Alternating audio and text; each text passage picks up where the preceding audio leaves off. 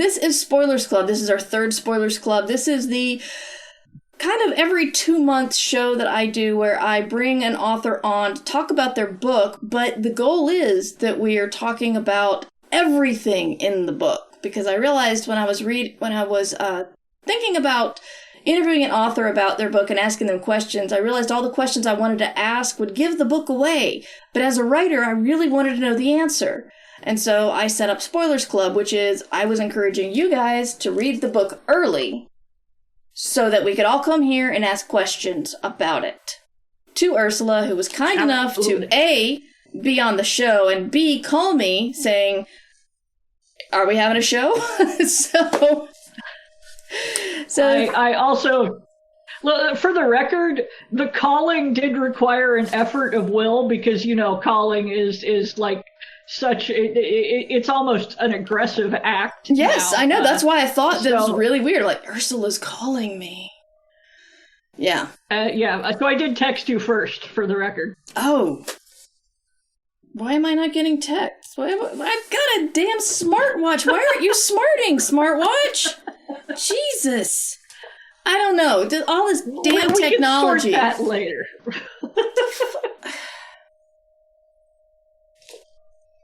I'm glaring at my watch like that'll do anything. Anyway. Yes.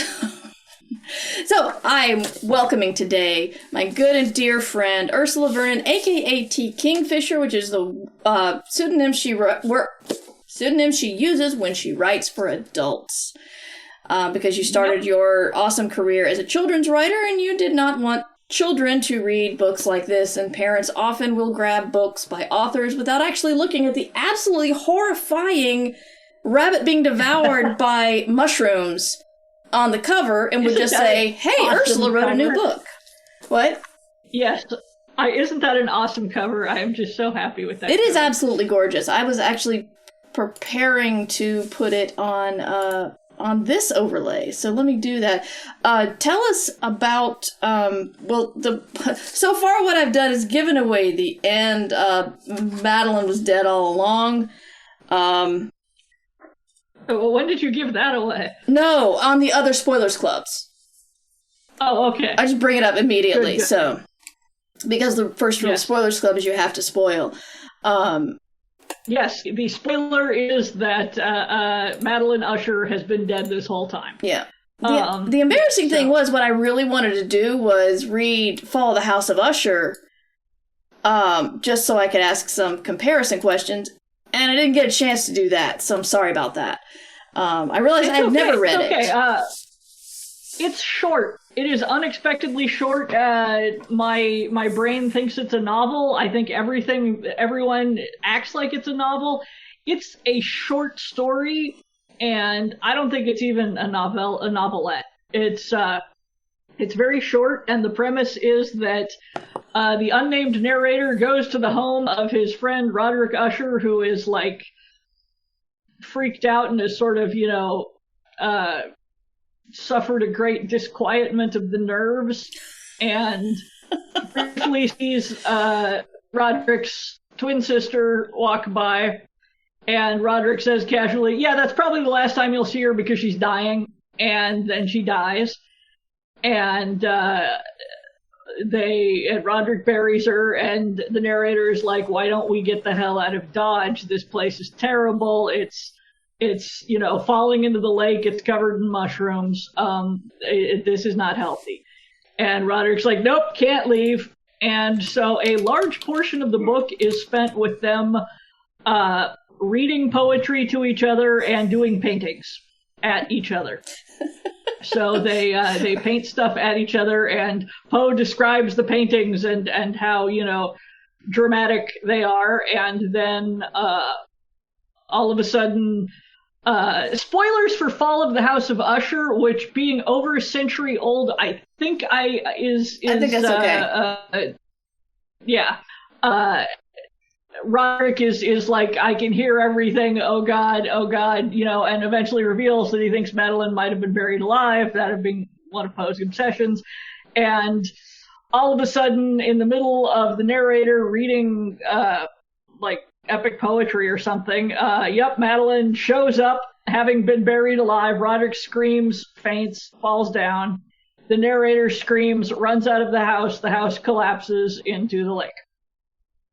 And that's the entire book.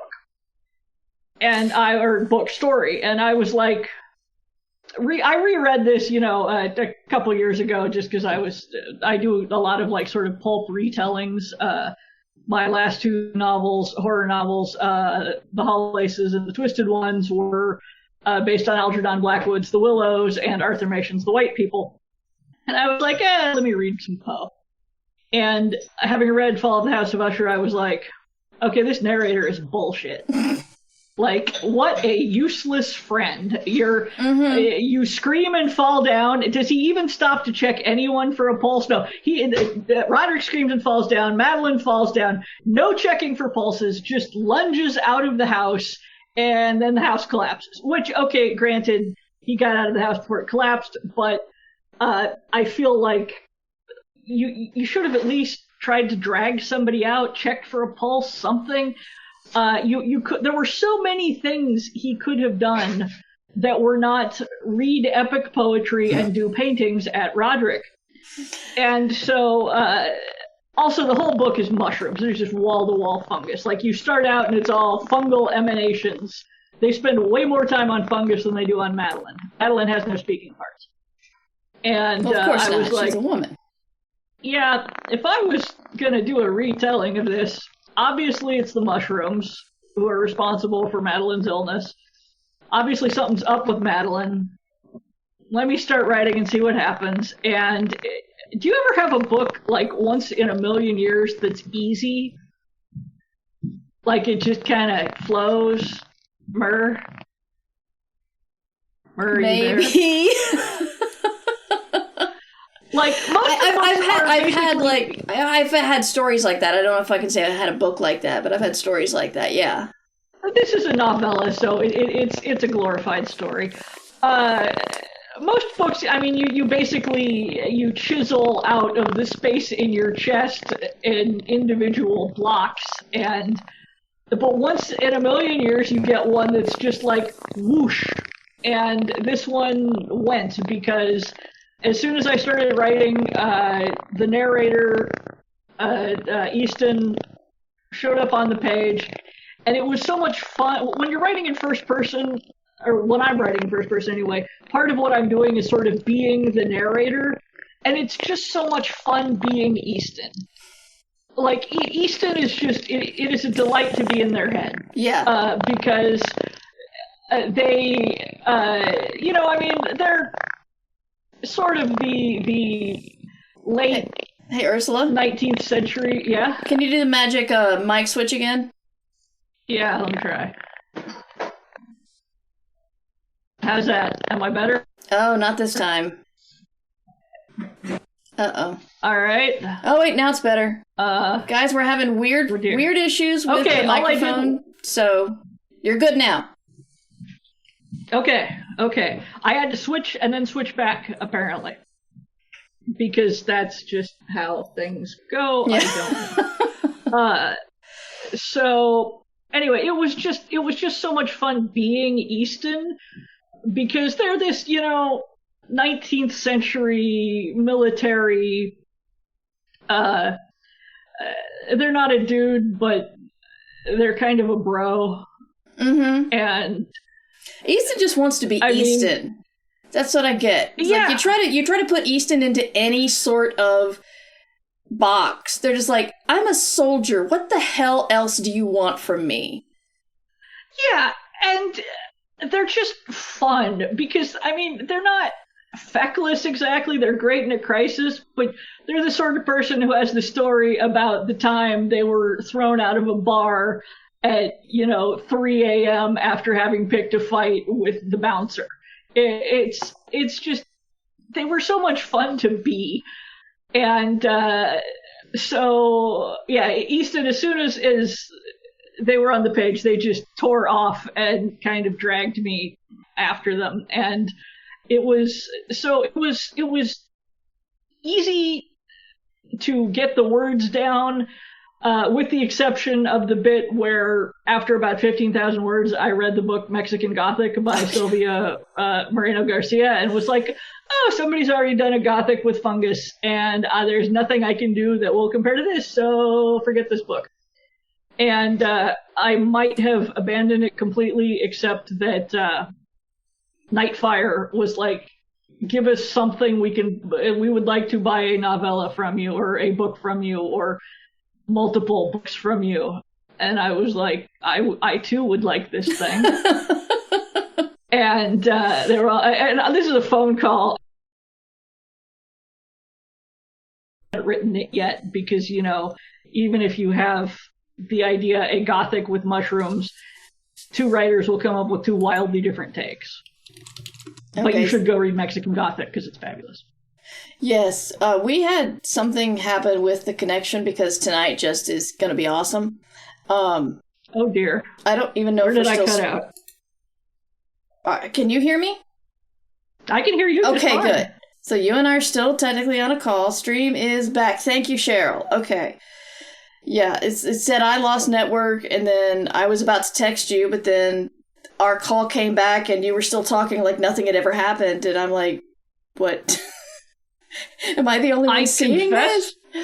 What I'm looking at this moment is the soundboard so that I can click the thing over when it starts to go. Yeah, and because of Windows something, Ursula can't even see my camera unless she looks at Twitch, so it's not like our video. Anyway, yeah, so if you missed what she said, it's actually in the author's note in the back of the book, all the stuff about Moreno Garcia, and Mexican Gothic and stuff. And I'm really glad you wrote this. One thing that I always found funny about Poe is that I just kept thinking, man, it would have been awesome to write around the time where you could just make up any sort of shit and not have anybody call you on it. Because I remember when I read The Pit and the Pendulum, I'm like, wait, he just lays there while the blade comes closer and closer, and then the literal cavalry show up? Yep. I couldn't get away with that. I loved that. As a kid, I had those leather-bound collections, you know, of great writers that your relatives give you for Christmas when they know you like to read, but they don't know anything else about you. And I had Poe and Jack London and Charles Dickens and Arthur Conan Doyle. And Dickens, I am afraid, got pretty short shrift, but and Mark Twain. And I loved Poe, and I loved The Pit and the Pendulum. It's the sort of thing that kids eat up. It's very visceral. It's very immediate. It's, you know, it's creepy. And who cares that, the end is literally he's fallen in the pit, and right as he's falling, the cavalry officer grabs his arm. I mean, that's ridiculous. Yeah. If we tried this now, the editor would like go and find a pair of glasses just so they could give us a disappointed look over the top of the rims. It's like, you know, it's all very visceral, and I was scared and everything, and then it's like, was there a deadline? Did you just have to just scrap the last 20 pages and write, oh, and then the cavalry grabs him, yay! It's, what you said about the end of Fall of the House of Usher, it kind of tracks. It's like, oh, let's have our very gothic, deep, scary moment here, and then I'm out of here. And, you know, when I was listening, I'm gonna run away and the house is gonna collapse. Yeah. When you were saying that, I was thinking, well, you didn't have the epic poetry or the painting. I'm like, oh, you totally did. You had battle songs and drinking, and then you had the woman who paints the mushrooms. So, I guess sort of, but no, I scrapped most of that. The only thing I kept was Roderick does still play the piano. But it was like, it didn't add anything. I know Poe was getting paid by the word in those, and I just feel like he was kind of milking it a little. Which, you know, I respect the hustle. Probably the power bill was due. These things happen. Yeah. Wait, this would have been before power bills. Probably. The coal bill was due.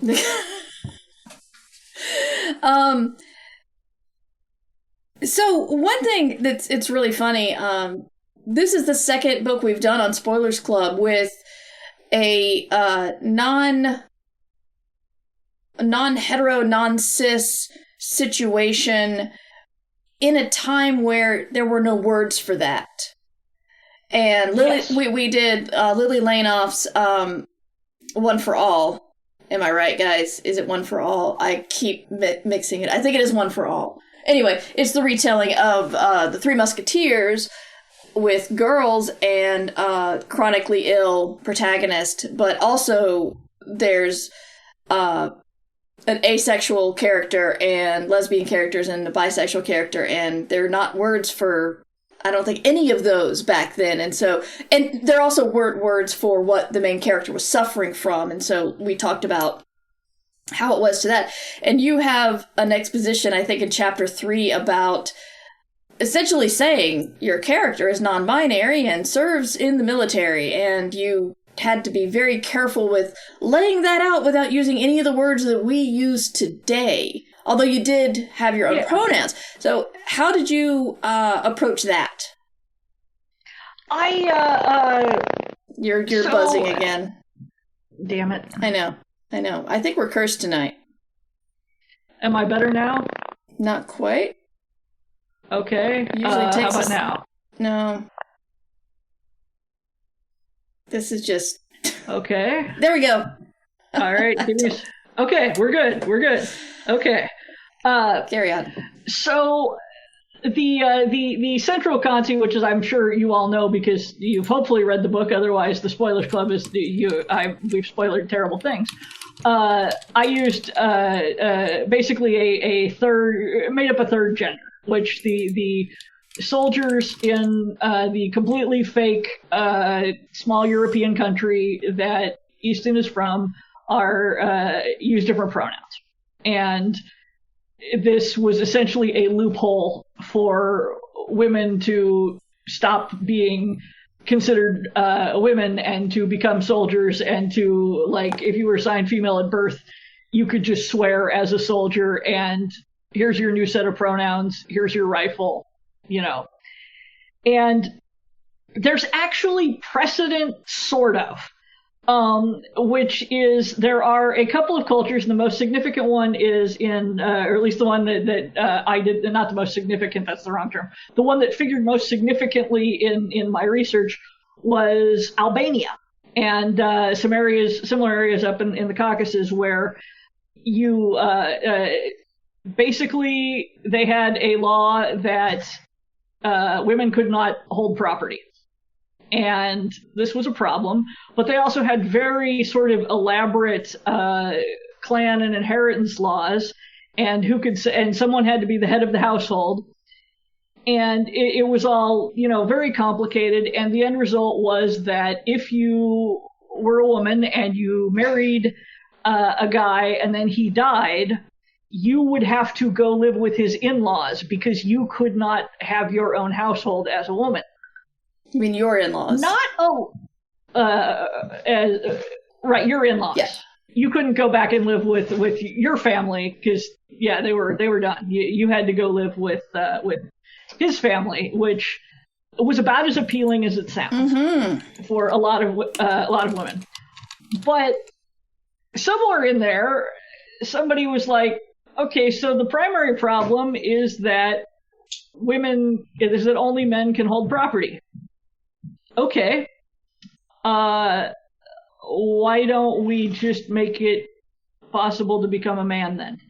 So, in a very practical move, they developed a cultural system whereby you could just swear, you could become a sworn man. And that was, you took an oath, and from that moment on, you were a dude. And which meant, among other things, that because they also had a very strong culture related to blood feuds, that you counted the same as a dude. If somebody killed you, your blood price cost as much as a man, which was more than if you were a woman and got killed because, yay, patriarchy.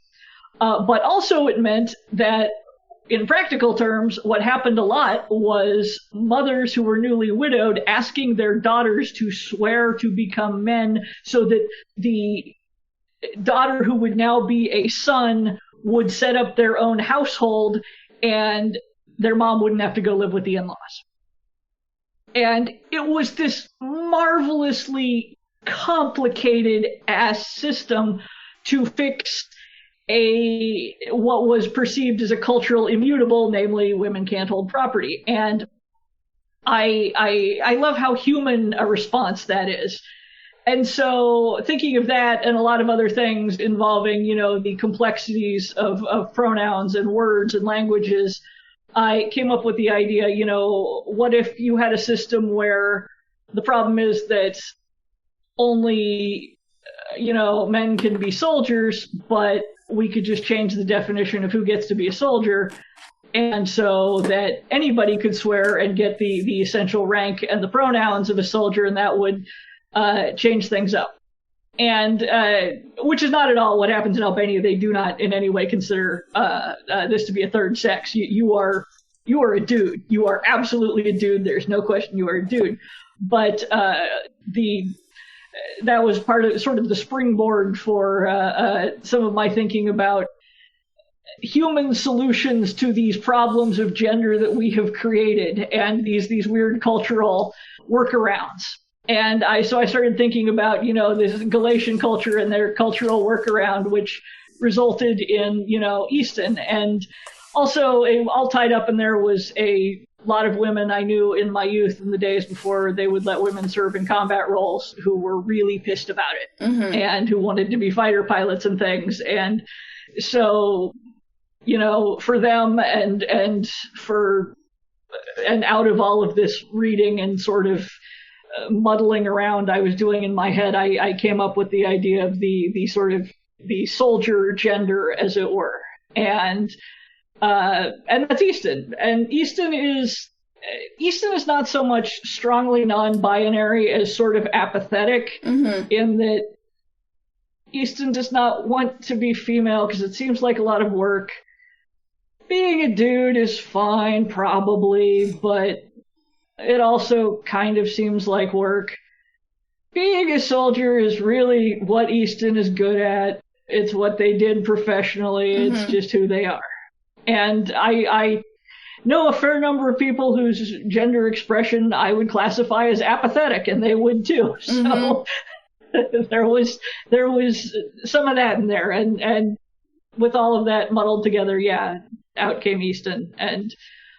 And yes, it is difficult to do an info dump about the linguistics and pronouns early enough in a 40,000 word novella to get it out of the way. My editor and I did some tinkering there. Yeah. Well, it went well. It's and it's also entertaining in that Ursula way of there are two kinds of people who want to ask me about being a sworn soldier, and one of them is the kind of person that asks you everything. And I believe right there I was thinking, well, Ursula's just describing herself there. It's possible that I was describing myself. Yes, the kind of person that goes, wow, you do that? What's that like? Oh, you're a vintner? Let me ask you what that's like. And yeah, that's you. And also, here's an interesting thing. I'm going to change direction here because go for it. This is another how well I know the author moment, because you really made this damn parasite sympathetic. Even as Easton was thinking, this is hell, we have to kill the hell out of this. It's awful, it's terrifying, it's horrifying. If I get infected, they will burn the hell out of me. They better. You're still making this poor thing that has learned how to see and talk using the dead bodies of mammals as sympathetic. And as they're killing the lake, I'm like, aww. Honestly, yeah. And part of that was that I was like, aw. Yes. And I was actually on another podcast a while back where if this was a science fiction story, we would 100% be rooting for the scientist who is trying to save the fungus against the military types who want to kill it. Yeah. Exactly. It's all framing. And in another technological era, possibly I could have found a way to save the Tarn. But in this one, I think that what they did was maybe not the moral or ethical thing, but it was the only possible thing, because, oh god, that would have gone real bad real quick. Well, considering that it totally thought, no, this time I won't kill the host. Come here, let me infect you. It'll be fine. It's hard to trust that, you know? And I actually had a slightly longer bit that we had to cut for length because we were trying to keep it a novella. Oh, I'm sorry, Ursula. Can you do the microphone thing again? The chat is wondering whether it's Poe's curse or... Am I better? Yes. Okay. If it's Poe's curse or if it's mushroom spores in your mic, they're wondering which. But carry on, the longer bit that you cut. Yeah, actually had Denton and Easton basically sitting in the bar going, you know, if we were priests and were concerned about original sin, we have just killed a blameless innocent. And them being like, yeah. But on the other hand, as soon as it got around to people, things would have gone really bad. Mm-hmm. And I part of that is I think of you know how chat bots, they did the one experiment. They tried to have an AI chat bot on Twitter, and if you interacted with it, it was like you can teach it how to learn things. And it was Twitter, and within, you know, a month, it became a raging racist Nazi piece of shit. Mm-hmm. And because people are terrible. And I am actually very much an optimist about humans for the most part, but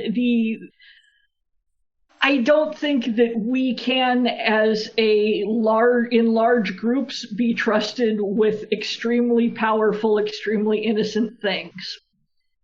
And I didn't see any solution for the Tarn, and I saw a whole lot of terrible, terrible things happening. So, yes, even as I was like, I wish there was a way they could save this because this is kind of sad, at the same time, no, they really had to kill it with fire. Yeah. Literally. Or sulfur in this case, yes. Yeah. So which there's a line in a book called How Much for Just a Planet by the great John M. Ford, which was a Star Trek novel where they're watching the movie Fall of the House of Usher, and the character is like, yeah, well, it sinks into the dark Tarn, actually, but there's never a Tarn around when you need one. And I was thinking of that. So the character of Denton seems to be there for Easton to be expository at and irritated at. And their relationship was just so good because you could tell that Denton wanted to know what was in the pants and what was in the bed, but at least was too polite to actually ask and worked really hard to respect them without stepping outside the lines too much. But that was, I kept waiting for Denton to do something terrible, and I was glad that he tried really hard to learn fast. And how did you build that relationship? I mean, how many of us, when have either suddenly a friend has come out as trans and you're like, I need to figure out how to not be a raging asshole, but also I have questions. Yeah. And I suppose on the other side, how many people have been the trans friend going, okay, are they going to say something horrible? Mm-hmm. So it was a very easy relationship to write in so much as there is so much like from life on that I could draw on. I had a lot of fun with the fact that Denton is American, and it was so nice to be able to write Easton being sarcastic about Americans. That was just hilariously fun because I mean, I'm an American, so I get to say these things. Yes. And Easton also has a couple things to say about the British, but and some about the French, I think, but mostly Americans. Mostly Americans and British. I just loved how, Easton was just kept expecting Denton to go and shake the hand of anything he possibly could. Yes. In fact, I'm working on the sequel, another novella, and which may wind up being the third one rather than the second one. I haven't quite worked out the thing. And Easton winds up in America because Denton has asked them to come visit. I wrote the damn character. I know better, and I still occasionally default to he because my brain is so wired as part of my society. So yes, sorry, figment of my imagination for misgendering you. Also, in my defense, as Easton themselves says, they mind a lot less being mistaken for a dude because no one tries to keep you out of the Mycology Society or whatever. Mm-hmm. But and it's just wall to wall. This novella sequel is just handshaking. Just yes, and then they shook our hands. And then there was more handshaking. And then we were at the hotel, and the waiter did not shake our hands, but I was worried. And I'm not going to have any fingerprints left after this trip because everyone keeps shaking my hand. So, yeah. Yeah. In chat, Shauna says, Ursula, I misgender myself. It happens. Oh, good. Dr. Vinka, PhD, says, is the next book also a Poe retelling? No. I'm torn because if it's the one I thought was the second book, it's not really a retelling of anything, but there are sort of Shoggoth-like creatures, quasi-Lovecraft, except they're not, and they're not Shoggoths, they're something else. But that one is starting to look like it might want to be the third book. And if so, then I'm also doing a Lovecraft story for the second one, but it's the Shunned House, which is a weird-ass vampire ghost thing, and which has the sort of unusual quality in a Lovecraft story in that the protagonists do something intelligent, which is, rather than stand around just, hurling adjectives at it, they're like, we've found a giant vampire buried under the floor. I bet if we take a lot of sulfuric acid and dump it down this hole, that'll end the problem. Yeah. And I do admire that. So, going back to the point of Spoilers Club, I want to know what is going in, if you can tell us. So you say you had an idea for book 2. It may have to be book 3 and something else be book 2. What's happening there? And you may need to switch your mic in a minute. I'm not sure. You were just starting to get a little crackly. And Preemie, I'll get to your question in a minute. Am I any better now? Not quite yet, but sometimes it takes a second. Okay. Yep, you're good now. I do not know what is happening, but I have whatever. No explanation for any of that. Yes, the Little Orange Cat, I appreciate that you brought me a stuffed toy, but we don't need to be so loud about it while I'm on a call. Sorry, the cat carries stuffed animals around and wants to yowl while she does it. Yes. It's, part of it is how much time has elapsed between things. So when I started writing the Shoggoth one that I thought was book 2, it had been like a year, and that was fine. And but it kept feeling a little bit like it was more than that. And Denton had gone home and whatnot to America, and then the other one that I sort of started vaguely on a lark. It feels like the memory of the Usher House is a lot newer and more raw, and it involves Miss Potter showing up again. Yay! And talking about mushrooms, and so it just kind of feels more like book 2 chronologically. Also, I won't swear that part of that isn't the fact that whichever it is, a novella of some sort is due in November, and I'm a little bogged down on the one, and the other one's just flowing, so I'm like, maybe this one's to be book 2. Yeah. Yeah. Primi wants to know, did you get a lot of input on the cover? It's a splendidly creepy cover. I got virtually no input except they showed me the cover artist and were like, we're thinking her, and I was like, yes. And that is Christina Mrazek. And we're thinking something with mushrooms and rabbits, and I was like, yes, I like this thing, do that. And then they just showed me the finished cover, and I was like, please give me the artist contact information so that I may buy the original, please. And yes, I really need to get that framed. Excellent, you do. So if you have any questions on how Ursula built this fantastically creepy little book, please let us know in chat. I didn't think it was that creepy. I thought it was a fun romp with mushrooms. It was a fun romp with mushrooms until they opened the bunny's lungs. Okay, yeah, that was a little unsettling. Which, it's funny that's the point where you found that unsettling, because other than like the dead rabbit, like, you know, being once they've shot him and it's still looking back or walking around is the creepy bit. But yeah, the lungs were unsettling. I guess you know you're reading what you know is horror, and it's. If you've read horror before, there's stuff you understand as horror, and there's stuff that actually affects you.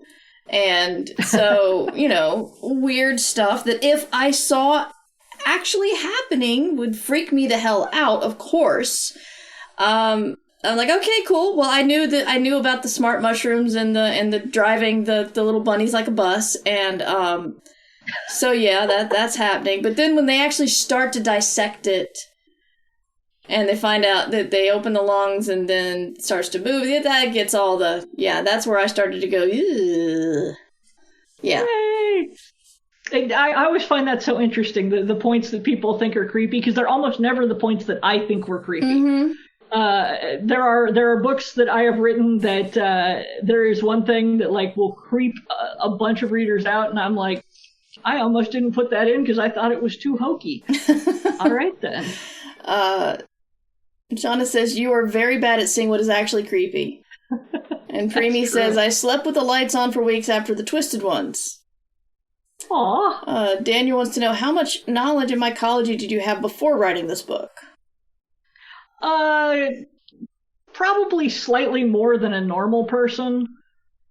Just because I'm me and I'm like that. But... This is true. A lot of it was, I collect tidbits of information that are interesting. As far as a general understanding of mycology, certainly not the sort where I get a degree in it or anything. But I happen to have access to some lovely people on Twitter, who, Tillicat was certainly extremely helpful, who were like, okay, if you want to make a fake brain out of mushrooms, then what you need is something to sort of simulate the folds of the brain. And so it's actually all done with fungal sheets over a macroalgae, and that carries electrical impulses. And like we worked it out practically how the tarn worked. And I was very pleased with that. It's just the problem is that the 19th century sciences don't have words for any of those things. Mm-hmm. I mean, well, they knew what macroalgae was. And so even though I knew how it worked, I knew they wouldn't or they couldn't describe it. So there was a lot of... I think it might almost look more hand-wavy than it really was in practice. Mm-hmm. But... The big problem was interface. The question of the interface between the fungus and the mammal brain. I mean, it started on fish. There's a couple of weird fish, but any animal with a brain is. I mean, that's going to be really hard. because it's the two systems just don't talk to each other. It's like the scene in Independence Day where they upload a virus into the alien computers. That would your computer can't talk to their computer. And also you had like 30 seconds. Did you really have time to do the animated GIF of the laughing skull, Jeff Goldblum? Did you really? Not that I'm bitter. So it's and humans, like for the most part, the mushroom can't just take over the brain because it doesn't know what it's doing. When it takes over ants, when the cordyceps fungus takes over ants, and I did a lot of reading about that, but I specifically didn't want to use cordyceps because the girl with all the gifts, spoiler, uses cordyceps, and everybody got very excited about the cordyceps mushroom for a while. And which is a fascinating fungus, don't get me wrong. But it had already been used for zombieing.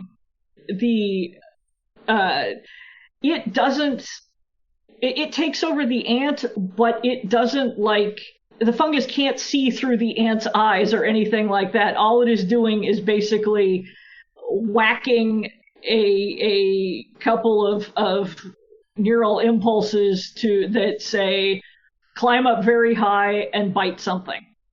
And so it climbs up as high as it can, and then it bites the stem or leaf it's on, and then the fungus just is, the fruiting body comes out of it, and the fact it wants to get up as high as possible because that spreads the fungus spores more onto the entire ant colony.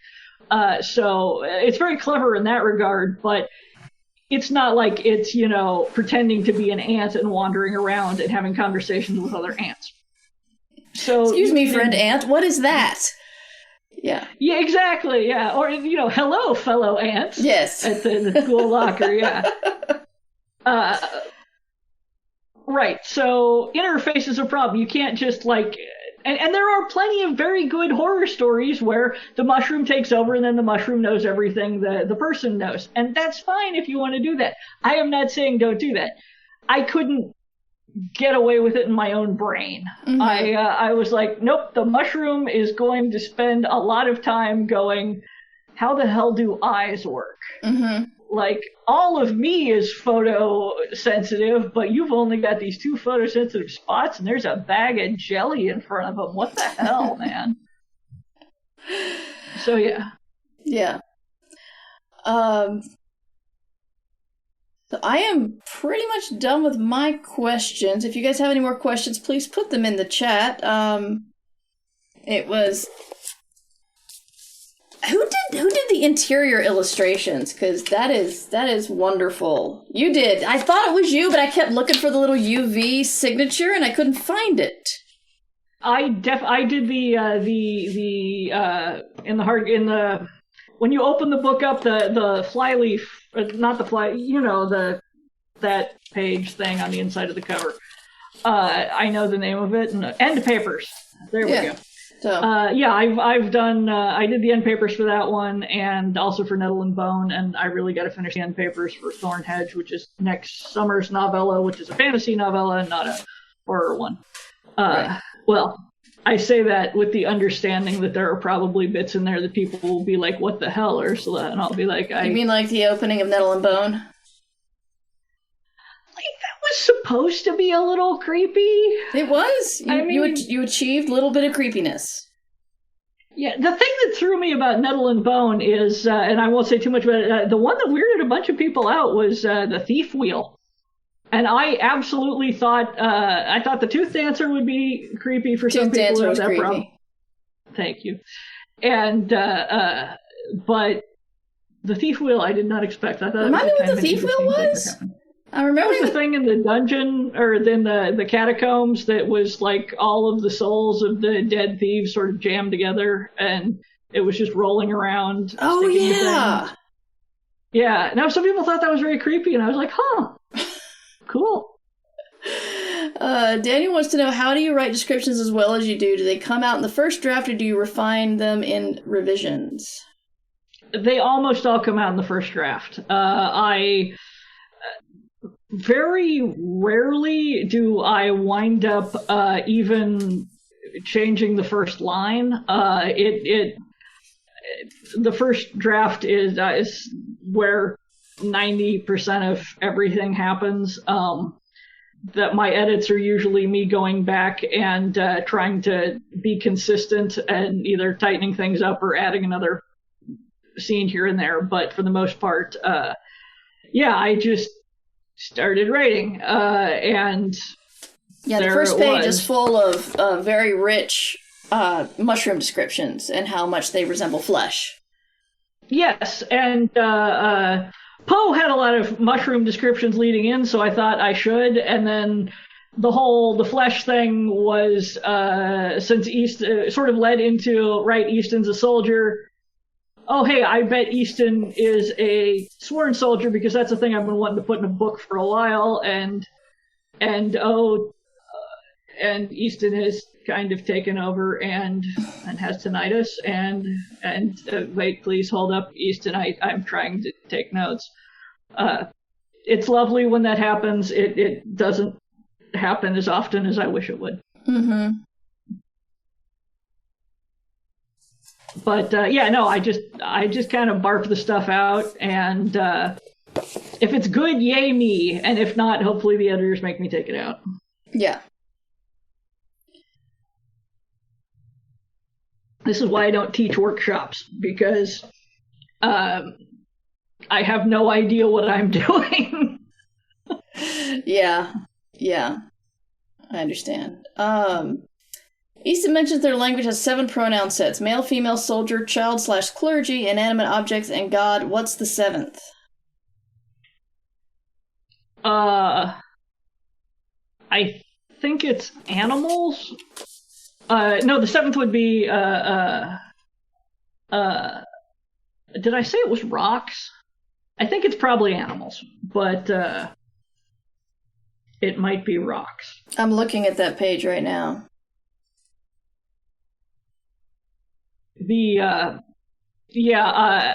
I invented the damn pronouns, and the copy editor wrote up a consistent sheet on it, and went through and pointed out all the places I was wrong. I was wondering about that. You owe your copy editor a drink, I'm pretty sure. Oh, I so do. Yes, they were like, I've just made a cheat sheet here. Now, do we want to use, this, or do we want to add an S? Is this a possessive? Yeah, they were, thank God, they were on the ball. Yeah, actually, as much complaining as we do offline of copy editors sometimes, you really need to, give this one a medal and buy them a drink, because that had to be tough. Oh, yeah, no, and a good copy editor, and 9/10 of the time they're good, is just sprinkling magic correction dust on everything and makes it better. The only time that we complain is when you get the really weird ones. Yeah. And I've had like 1 or 2 really weird ones. But, for the most part, they are heroic. Yes.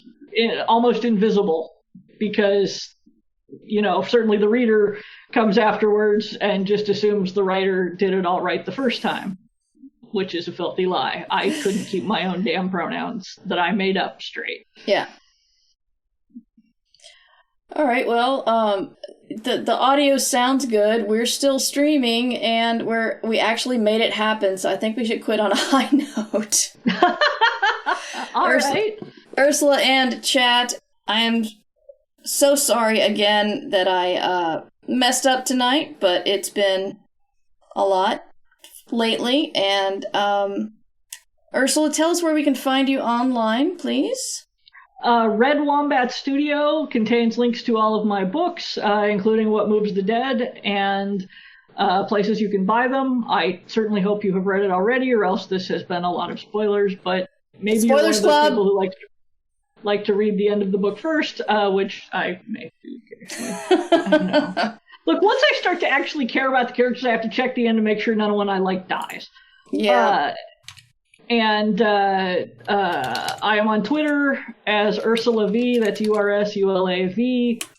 And Yeah, I think that's most of it. Great. And I am Mer Lafferty. I stream usually weekday afternoons, Monday through Thursday.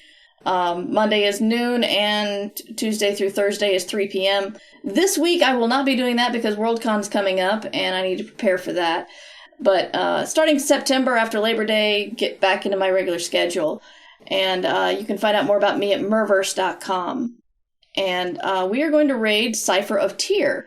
So the raid call is merraid. Thank you so much, Ursula, for your patience and your friendship and your awesome, awesome book. Tune in to I Should Be Writing in 2 weeks when we'll give away the copies that I bought and need to get Ursula to sign. I will do this thing. Yes, you will do this thing. Them. Excellent. So, everyone take care. Have a good rest of your weekend. And, yeah, thank you very much. Again, we'll see you next time.